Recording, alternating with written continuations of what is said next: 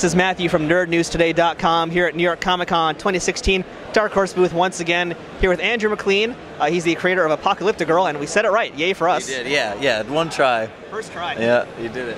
So tell us, what is ApocalyptiGirl? It's, my quick synopsis before I get into it, as I cut you off immediately, it kind of feels like a mix of end of the world, a little bit of Adventure Time. It's a survival story. It's funny. It's captivating. It's a little bit of heartwarming too. It's a lot of different things going on at once in a book that seems almost cartoony at first, but really is something much more than that.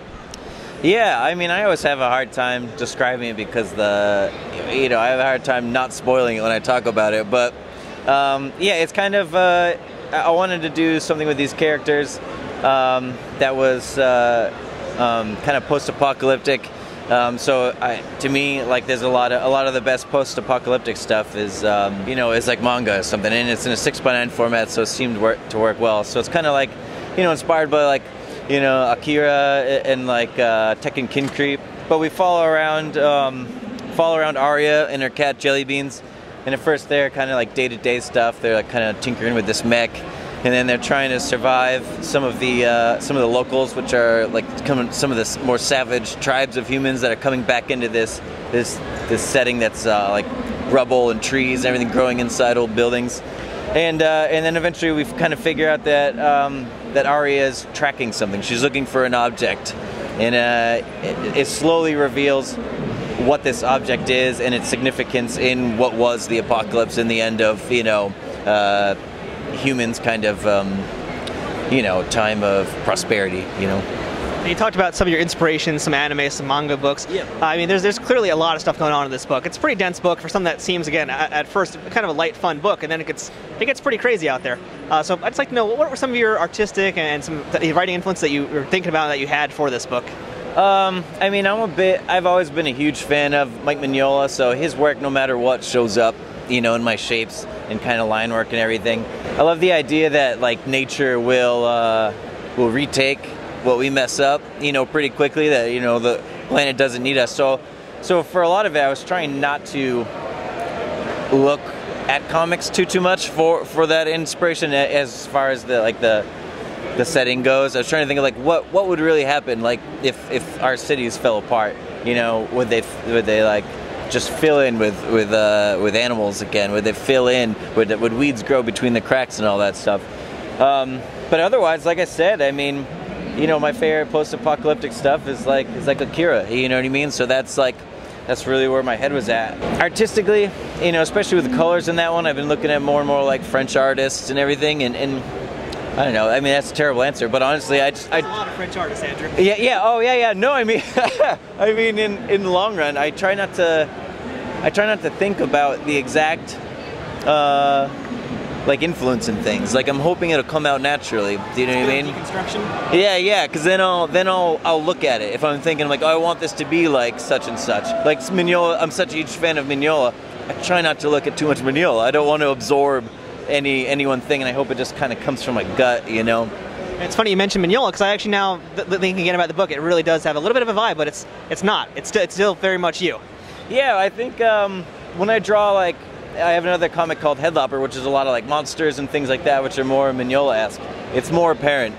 But no matter what I do, I still have those kind of shapes he does, but it's less apparent I think it's less apparent in ApocalyptiGirl, just because of the setting, just because of the characters.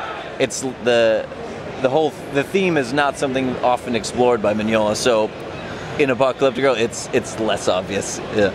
I feel like I'm reaching a little bit with this question here, but a lot of the elements of it kind of reminded me of some parts of The Revenant in some ways. There's kind of this man versus nature, a conflict between the two, and you kind of mentioned a little bit of that. Am I on the right track here with this? No, not personally. It's not so much on my radar specifically, but it's such, post-apocalyptic.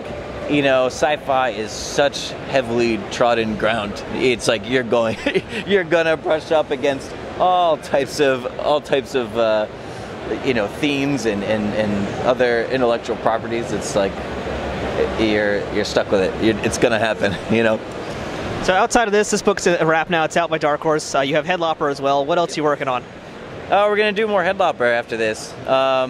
There's plenty of things I'd like to do. I'd like to do more ApocalyptiGirl at some point, but even though Headlopper comes out quarterly, it just sucks up all my time at the moment. So I've done a handful of covers recently in between the trade coming out, in between me finishing issue 4 of Headlopper and then the trade coming out. And now I'm just kind of gearing up. I got the next arc plotted. I'm about to dive into that. Since you mentioned there might be some more ApocalyptiGirl, I mean, spoiler alert for anybody out there who's read it, or hasn't read it yet, I should say. It seems like there's a bit of a finite ending there, but I mean, is there more to this story, or are there other people on this planet, or other planets? Like, what can you tell us about where this universe is? Well, I mean, it's tough to say whether I'll ever be lucky enough to actually explore it again, but and not to spoil ApocalyptiGirl too much, but I did write it to be a one and done situation. However, somewhere while creating it, I kind of saw it as like, yeah, there really is a much broader universe, a much broader story that if I chose, this could be like the tip of the iceberg. You know what I mean? And so if I'm so lucky to return to the universe, I would, and I'm trying not to spoil it, I would go other places. There'd be new places to explore than what we see in ApocalyptiGirl 1, and the characters would expand deeply, because it's, like you said, it's the ApocalyptiGirl, this one, it wraps up kind of finite. So we would maybe talk about what happened in this one, but I have some ideas, and again, who knows if I'm lucky enough to ever do them. But yeah, it would go deeper, and we would meet other people that would be in Arya's life, even before this story started.